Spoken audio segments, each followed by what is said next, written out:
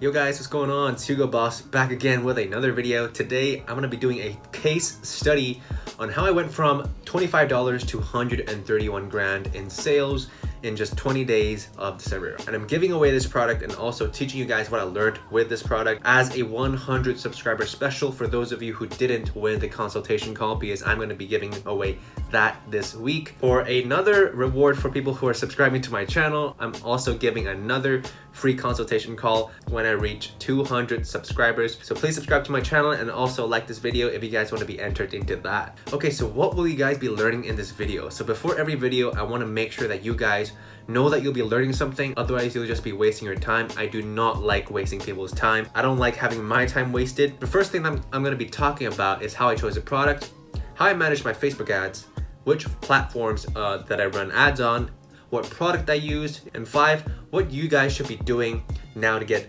ahead and get that bread, right? So, avoid my mistakes. All right, so the first slide is a product selection. So how did I actually come up with the product selection? It was a trend starter, okay? So way back, around 1 year ago, there was this product which wasn't really selling well, but I identified a problem in the market. And that actually happened after I read the book, The Psychology of Selling. So I'm gonna link the book in the description below if you guys wanna buy it or download an ebook, I don't know. But that idea clicked in my head when I read the book because this helped me with my decision making. So, the key points that I took away from the book is that when you're identifying a problem, it must keep the customer awake at night. Second, it's money based. Okay, this can maybe help the client or help the customer make more money. Maybe people sell them a course or maybe sell them a book or something like that. It's similar to those. 3, it helps people have a sense of security or 4, being liked, a sense of status or prestige, make people feel better about themselves.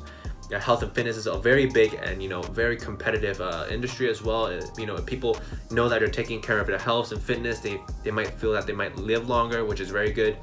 Praise and recognition, if they buy that product, they might get more praises or being more recognized around their friends or something like that. And also there's a personal transformations are very big right now. If it's a mental, career-wise transformation or even a fitness transformation, people like to be transformative and transform to a better version of themselves, right? And 10 is personal growth. People usually buy self improvement books, right, for personal growth.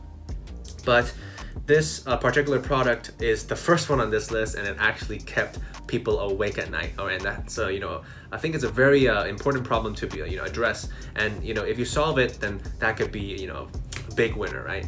So yeah, here's a screenshot of my net sales for that month. What does this product look like on the Facebook Ads Manager? What type of stuff did I actually do? So the first thing is that I went down $600 in the first 2 days of testing. So I was actually down and lost, and I was actually losing money in the first 2 days. The first day I made no sales.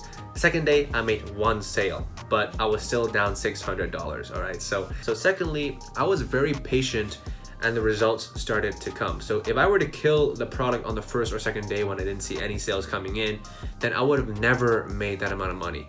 All right, so I believed in my product, I believed in my store, and I also believed in my ads, and you guys should too.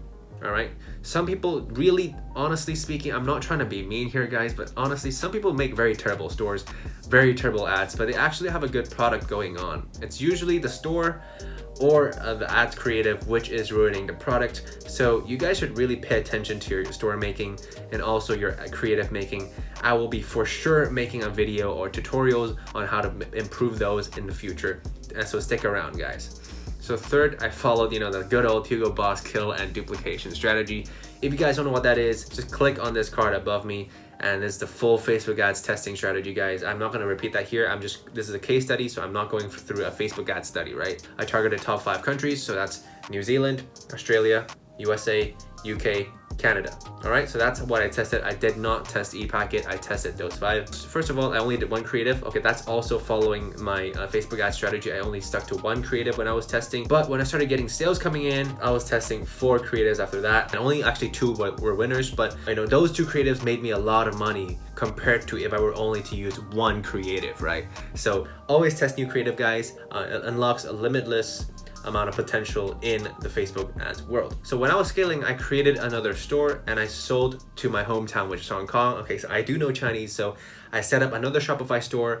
I got the data from my old Pixel, transferred it, and made lookalikes to scale that to Hong Kong audiences, right? So I made that very personalized, Chinese stuff, and selling it to the ideal Hong Kong customer. All right, so I'm a Hong Konger. I know the pain points of most Hong Kongers here, so I use that to my advantage here. So I also set up another store and I sold to my home country, which also was not as profitable as top 5, but it actually made some money, so I'm glad I did that anyway. And also I had some experience in setting up shops in the local country, right? So I also added a special offer to my creative and my Facebook posts and also my Instagram posts when I was running ads, and this increased my conversion rate by 3%. So that is nuts. That is nutty. Okay guys, that made me orgasm. Okay, so with that money I actually bought a tag with that money, because I was like, damn, I've never actually rewarded myself when I was dropshipping. So I bought this bad boy here. That's a tag. I am very happy about that. This is the first ever money that I spent from dropshipping. So the model works, guys, okay? The model is very simple, but it's hard. Hopefully that I can, motivate and also encourage most of you guys to try out and, be the best version of yourselves. Oh, I forgot to also mention that the product is a neck pillow, which I'm going to put on the screen right now. It's a neck contour pillow. I was one of the first people to actually run that product, and when I was scrolling Instagram I came across that ad, and I remember it was this very nice branded store, and I just copied it. Okay, so I am not proud to admit that I just copied a store straight up, but that's what I did. I'm trying to be transparent with you guys. I tried to be like a kind of like a duplicate of that, but even better. I tried to improve some of the elements. I made the ad creatives better. I tried to make my customer service on point, because I hired a VA at that point, so I wanted to be on top of that, even better than them. So if you guys find a store which is doing really well and you're sure that there are not a lot of other people doing it, copy it and try to be better than them. You're gonna make bank, guys. All right, so which platforms did I actually advertise on? So I advertised on Facebook, I advertised on Instagram, I advertised local Hong Kong newspaper platform, which is South China Morning Post, because most of my audiences are like, maybe 40 or 30 to 60 years old, because they're using the contour pillow.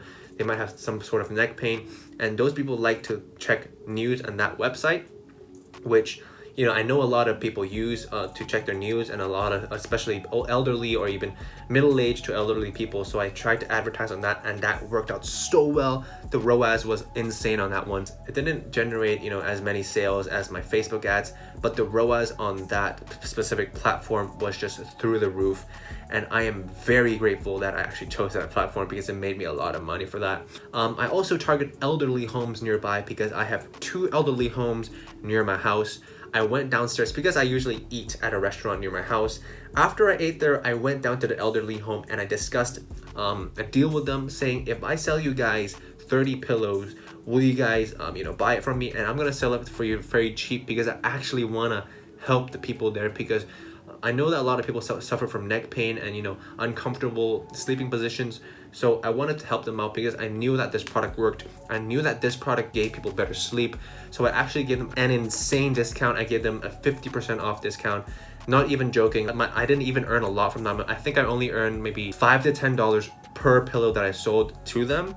But so 10 times 30, that's $300. I didn't really care about the profit. I just wanted to help people out. All right, so some things that I learned, but I had to be patient. So if I was not patient at the beginning and I just cut my ads off like a lot of people do, when they've spent $600 on ads on the second day, they usually just cut it. What prevented me from cutting the ads is because I saw the engagement was all right, but no one was just buying. I saw add to carts, I saw checkouts, but I didn't see sales in the first 2 days. So I just waited a bit more. On the third day, ka-ching, right? 2, 3, and 4, have lots of ad sets. Have lots of ad sets, guys. Okay, you use a lot of ad sets and you use a lot of campaigns.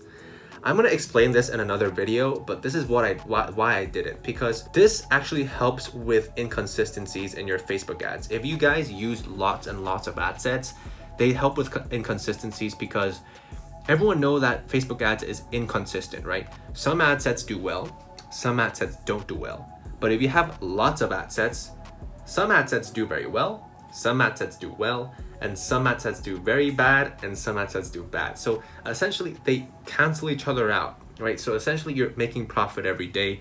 If some do amazingly well, some do amazingly bad. So it varies every day, but in the long term, having a very solid foundation of ad sets is beneficial to your Facebook ads campaigns. I also use multiple ad accounts when I was scaling to prevent my ad account from being banned. So if one got banned, I could still scale on those 2 or 3 other ad accounts.